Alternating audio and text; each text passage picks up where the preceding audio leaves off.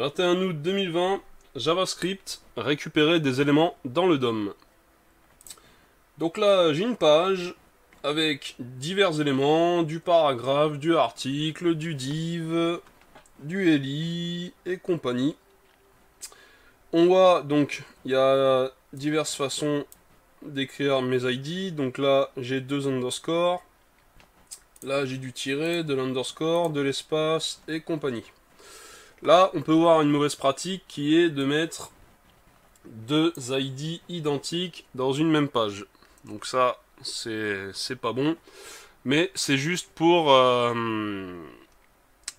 comment dire, pour utiliser une certaine fonctionnalité. Montrer donc une certaine fonctionnalité au cours de cette vidéo. Mais sinon, il n'y a aucun intérêt à faire ça. Et de toute façon, c'est pas une bonne pratique. Donc, on va débuter. Hein. On va débuter avec tout ça. Donc, j'ai mon script ici, app.js. C'est parti, app.js. Donc, première façon de récupérer un élément dans le DOM, c'est directement via son ID, donc via une variable globale. Donc si je fais console.log title par exemple, tu vois, j'ai juste mis title. J'ai pas déclaré de variable qui s'appellerait title. Hop, je viens là, je viens dans ma console ici, et paf, qu'est-ce que tu retrouves? Une HTML collection, et dedans on retrouve deux éléments HTML, donc title, donc l'élément title, qui a l'ID title, et un élément H1 qui a l'ID title. Donc tu peux voir que on peut récupérer directement des éléments via leur ID en mettant directement l'ID ainsi. Sauf que ça, ce n'est pas une bonne pratique, ce n'est pas recommandé. Et puis voilà. Donc ici, on va se mettre un commentaire.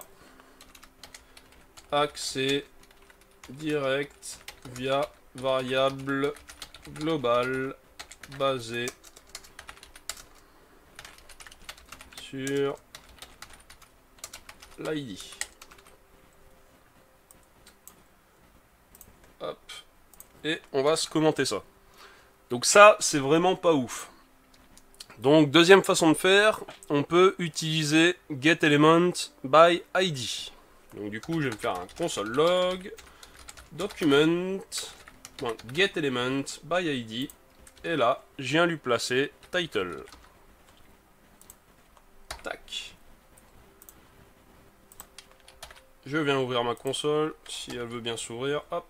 Et là, on voit que je récupère, via cette méthode, je récupère le premier élément qui possède l'ID title dans mon DOM. Donc, le premier élément, c'est ma balise title.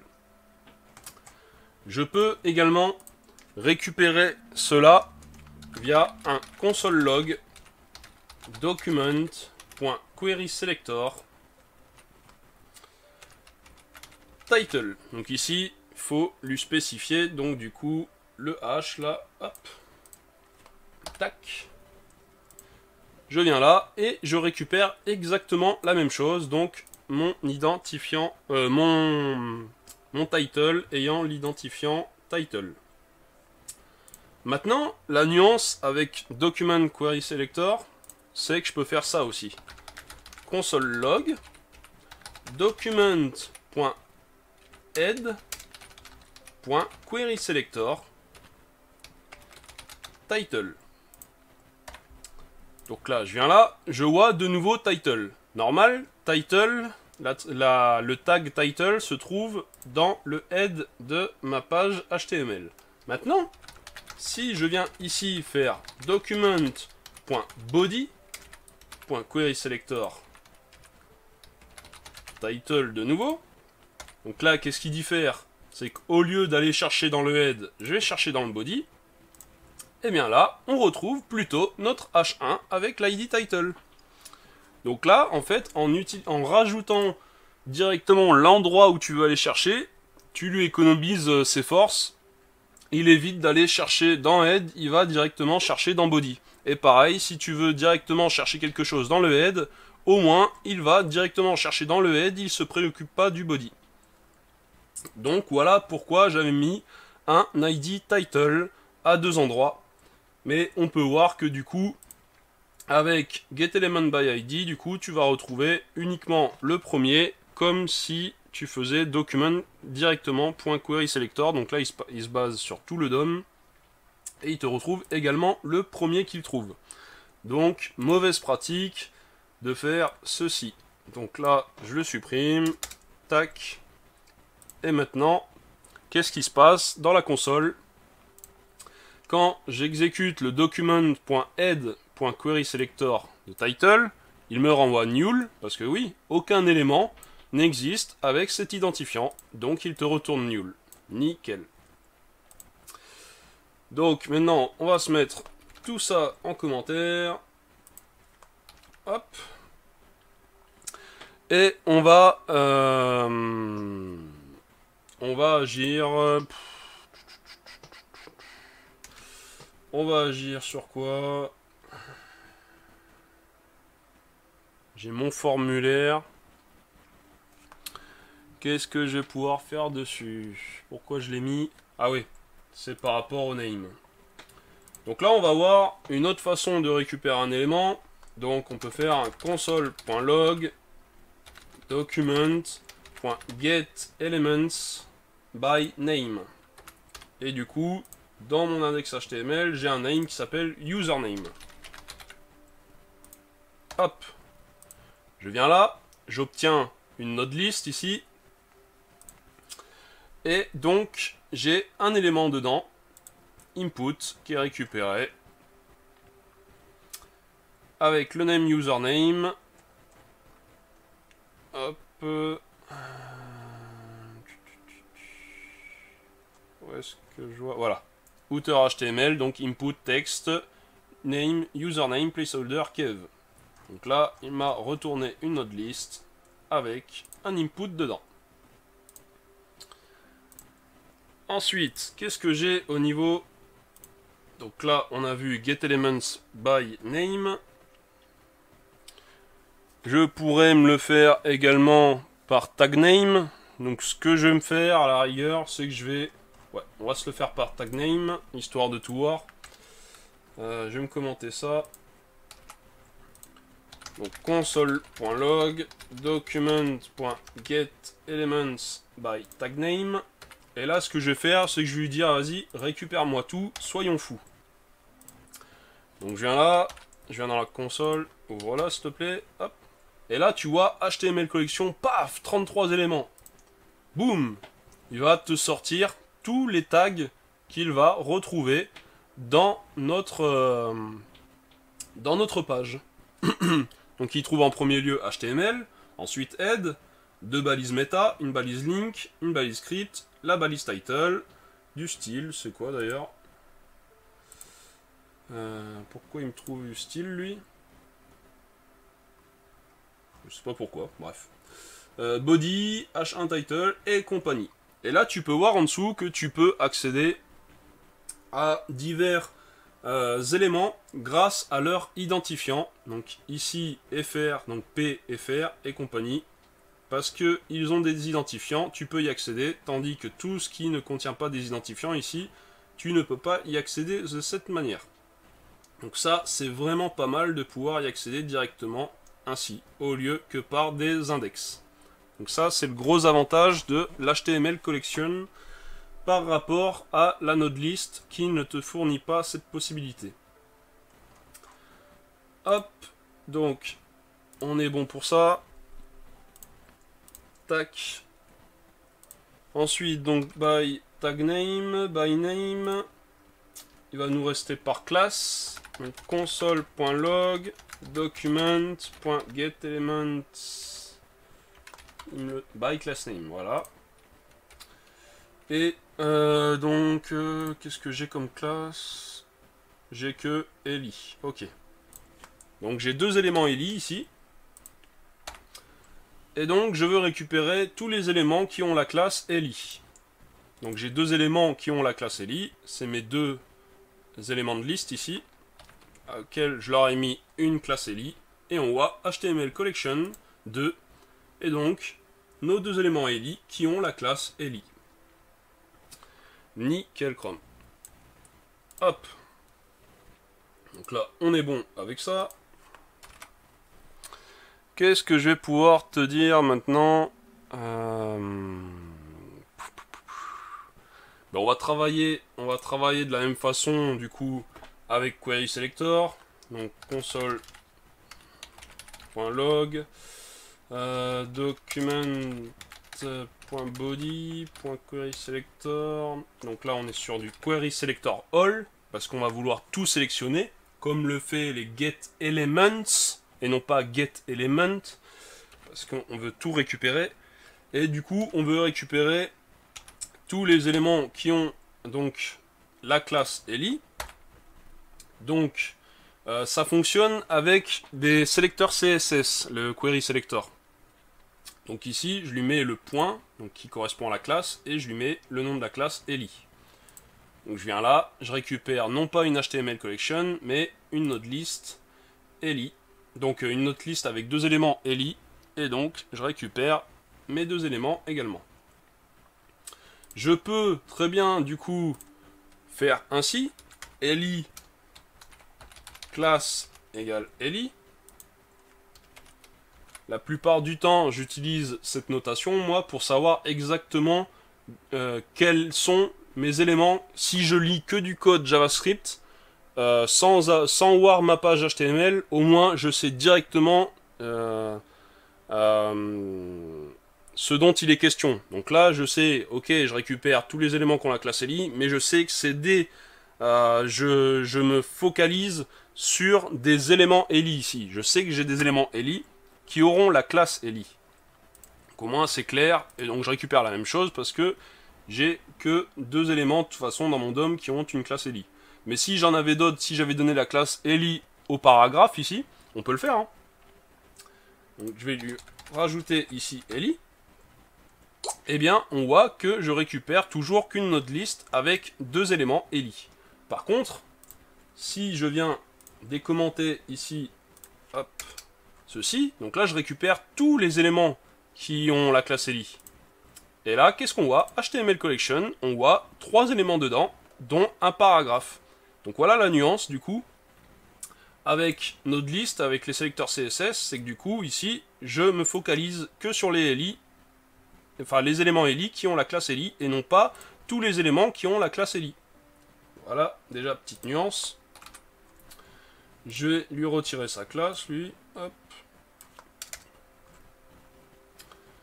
Hop.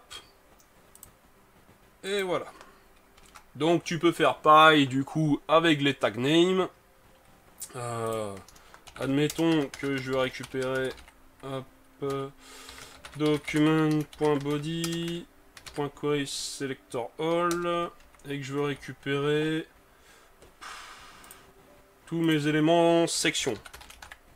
Donc je mets section, donc ça va me récupérer tous mes éléments section de la page. Et du coup, on voit que j'en ai deux.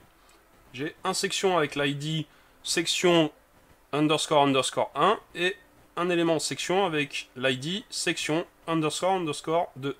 D'ailleurs, là, j'ai 3 underscores ici. J'ai 3 underscores. Bref. Donc voilà, c'est exactement... Tu peux faire les mêmes choses que voilà par nom de classe, par tag name, par name, tu peux faire pareil. Tu peux sélectionner par attribut. Donc admettons, ici ben, j'ai script dfr. Donc ici, je vais tout simplement récupérer tout ce qui aurait un attribut dfr. Ok? Je viens là, je regarde ma console, node list, j'ai rien. Pourquoi ça fonctionne pas là mon dfr du coup? Intéressant. Ah mais oui, normal. Document body. Hop, si je mets head, cette fois-ci, tu vois dans ta node list que je récupère un script. Parce que là, j'avais mis body, donc du coup, dans le body, en effet, j'ai pas d'élément qui a d'attribut dfr. Donc je peux le faire avec un data attribute. Donc admettons que là je lui mets data username sur mon input, un data attribute data username. Donc je lui mets une valeur, coucou, enfin je lui mets Kev, tiens. Et que du coup, dans mon app là, hop, je vais laisser comme ça. Attends, je vais faire un copier-coller. Tac. Je viens là. Ici, je viens sélectionner body. Et je veux quelque chose qui aurait un data attribute data username. Je viens là. Je récupère une autre liste avec, du coup, mon input. Nickel chrome. Donc du coup, tu peux vraiment sélectionner, grâce à Query Selector, tu peux absolument tout sélectionner, quoi. Ça, c'est génial. Donc c'est une grande avancée par rapport à ces méthodes-là qu'on avait avant. Maintenant, on va aller encore plus loin, grâce au sélecteur CSS, du coup. Qu'est-ce que j'ai dans mon truc? Ouais, on va partir ici déjà sur... Là, on voit que les ID commencent tous les trois avec un P underscore. Donc on va se faire ça. Console.log document.body.querySelectorAll. Et on va vouloir du coup se récupérer tous nos paragraphes qui ont un ID qui commence avec, j'ai dit P underscore tac. Donc on vient là, on vient voir, et on voit qu'on récupère du coup nos 3 paragraphes dont l'ID commence par P underscore. Donc nickel chrome. Qu'est-ce que je vais pouvoir faire de plus? On va essayer de tous les faire, j'ai pas mis ça pour rien quand même.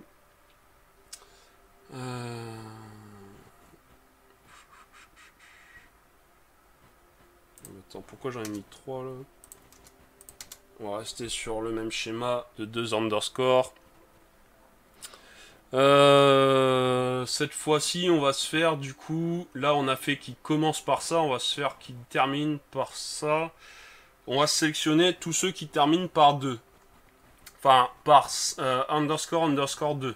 Parce que sinon, il va me prendre celui-là avec et je ne veux pas. Donc, je viens récupérer mon log ici. J'ai dit qui se termine, donc se termine c'est avec le $, et ici je veux que ça se termine par underscore 2.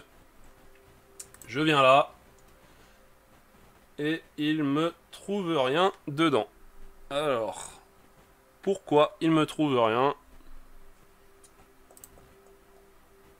Ah, mais normal, ici, je fais une bêtise, c'est pas des paragraphes, parce que dans mon HTML là, si je mets paragraphe il se termine par underscore 2, en effet j'en ai pas.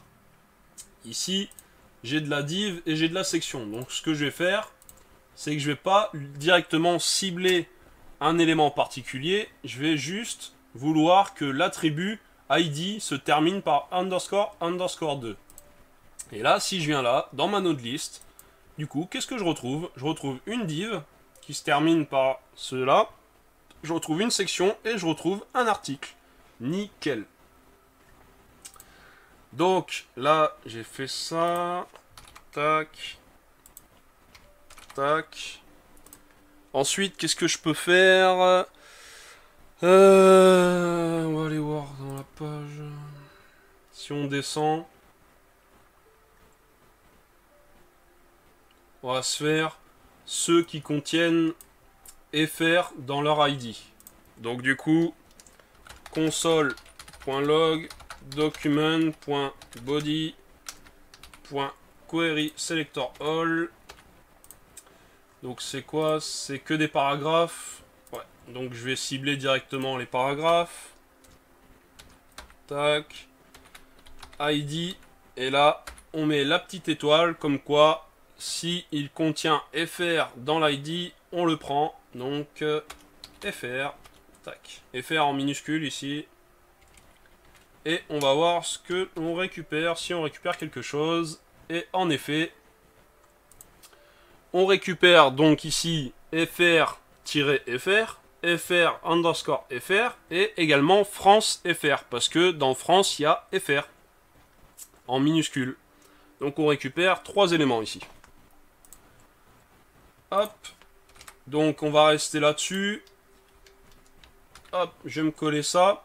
Et ce qu'on va se faire, c'est qu'on va vouloir prendre cette fois-ci, si ça contient FR tout seul, donc c'est-à-dire qui pas contenu dans un mot mais tout seul, ou FR qui est suivi d'un tiret. Ok. Et donc pour ce faire, on va à la place ici de l'accent circonflexe, on va se mettre une pipe. Et du coup, j'ai dit qu'on voulait FR. Donc la pipe signifie que là, on va sélectionner tout ce qui contient seulement FR ou FR avec un tiret. Donc je viens là et je récupère uniquement FR tiret. Parce que on n'a pas d'espace. Le FR sinon est collé à l'underscore ici. Si je viens espacer, faire ça, ça change rien.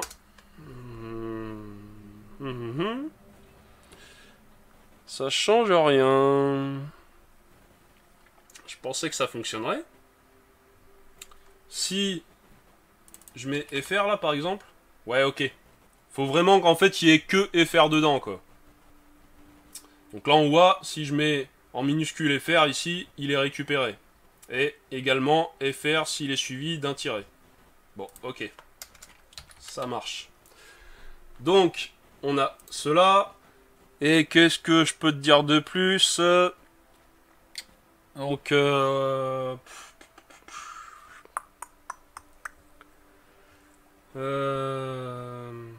on peut dire, ouais, on va faire du coup une prise en compte de ça. Donc on va se faire cela. Et on va se mettre un tilde à la place. Hop. Et donc normalement là ça devrait être bon. Ouais. Non, c'est pas bon. C'est pas bon.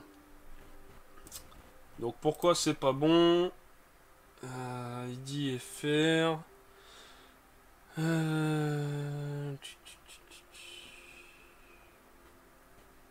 Le tilde, qu'est-ce qu'il fait normalement? Il me semble que c'est quand ça contient le mot pourtant.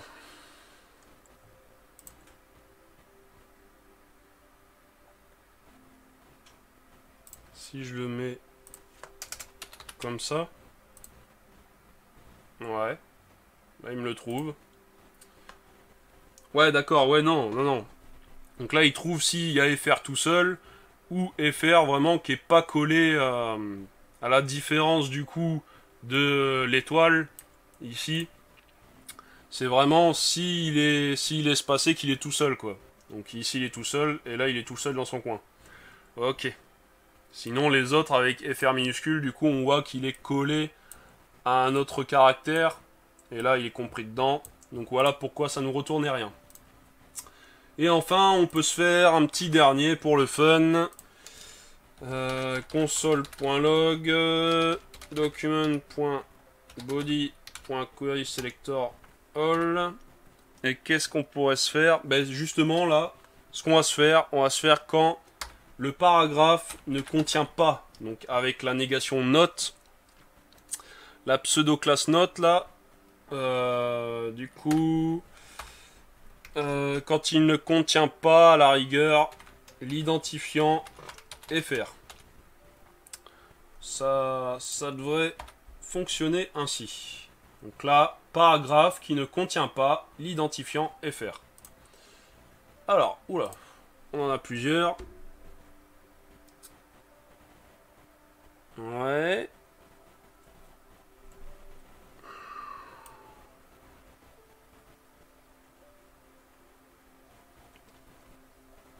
Bah alors là, je comprends pas.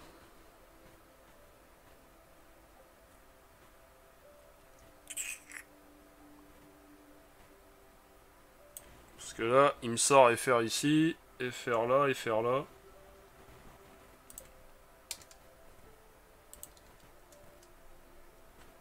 après c'est pas valide. Donc pourquoi il me le met dedans lui?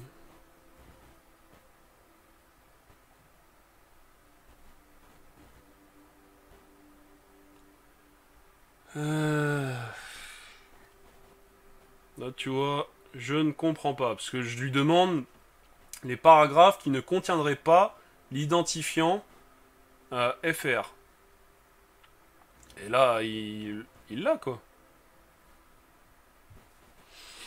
Ou sinon, si je fais ça, avec l'étoile peut-être. Elle est où l'étoile? Tac. Ouais. Donc avec l'étoile quoi. En gros, s'il contient pas, ouais. Donc c'est que j'ai oublié. Parce que là en fait, oui ok, je suis bête. Là je lui mettais directement égal FR. Donc en fait, les paragraphes qui ne contiennent pas, par exemple, si je viens là, donc, attends, regarde. On a un paragraphe qui a juste FR comme identifiant. Je retire l'étoile, je fais ça, et on voit aucun, on le voit pas le paragraphe qui a l'identifiant FR. Donc voilà ce que je lui disais. En fait, il faisait ce que je lui demandais. C'est moi qui étais idiot dans l'histoire. Parce que ici, je lui dis, et qui contient exactement l'identifiant FR. Enfin, ici, ne sélectionne pas un paragraphe qui contiendrait exactement l'identifiant FR. Donc du coup, moi ce que je voulais, donc là ce qui m'étonnait, ce que je voulais c'est qu'il ne contient pas FR dedans. Donc FR dedans, on a dit que c'est F étoile. Et là, en effet, je sélectionne tous les paragraphes qui ne contiennent pas FR en majuscule dedans. Donc voilà, regarde-moi ça, tous ces console logs qu'on s'est fait. Donc, hop, pour le fun, je vais tout décommenter. Donc là, je t'ai montré vraiment pas mal de façons de récupérer des éléments dans le DOM. Tu devrais être rodé avec ça. Donc celui-là, alors regarde, on va le laisser en commentaire parce que c'est pas du tout recommandé. Mais regarde, commence par, finit par, contient dans tout l'ID contient ça. Ici contient FR ou FR avec un tiret. Ici contient FR tout seul, enfin avec un espace ou tout seul. Et ici ne contient pas, sélectionne ce qui ne contient pas FR dans l'ID. Donc c'est-à-dire une sous-string dans la string. Et du coup, si on vient hop, ici, paf, on se mange tout plein de sélections différentes. On retrouve de la node list, de l'HTML collection et directement des éléments ici parce que ça provient de getElement by ID ou query selector, dont le null parce que ça c'est quand un élément n'a pas pu être retrouvé car il n'existe pas. Donc après il y a des petites nuances au niveau de la node list et de l'HTML collection.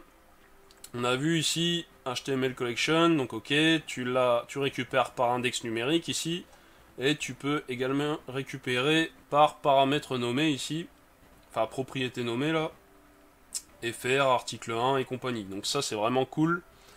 Tandis que les node list, tu regardes à chaque fois, c'est uniquement par index. Donc c'est un peu plus chiant de ce côté-là, mais query selector est quand même vachement plus sympa à utiliser du fait que l'on utilise les sélecteurs CSS. Après il y a une petite nuance également. Bon ici j'ai pas d'exemple à montrer spécialement, mais c'est que NodeList est statique. Dans la récupération c'est statique alors que HTML collection c'est en live. Et du coup si tu veux avoir la même chose donc que NodeList soit en live, bah, à ce moment là faut que tu sélectionnes du coup que tu te bases pas sur le query selector all, mais que tu te bases plutôt sur le query selector all.childNodes, donc les nœuds enfants, pour voir dans ton log quelque chose en live. Enfin bref, c'est dur à expliquer, mais voilà, après tu vas voir la doc pour mieux comprendre et tu fais quelques essais. Je peux pas non plus tout couvrir, sinon mes vidéos feraient des heures Et déjà que je blablate beaucoup dans mes vidéos, c'est pas mal. Mais voilà, donc différentes façons de faire. Et là, t'es pas mal du tout pour récupérer n'importe quel élément du DOM. À savoir que voilà, Query Selector, c'est que tu peux récupérer n'importe quel élément du DOM, pas seulement les éléments HTML.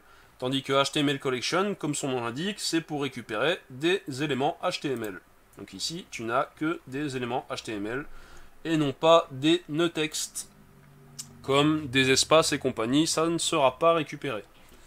Voilà, donc je te dis à la prochaine pour une prochaine vidéo dont le thème est encore inconnu à ce jour. Tchuss!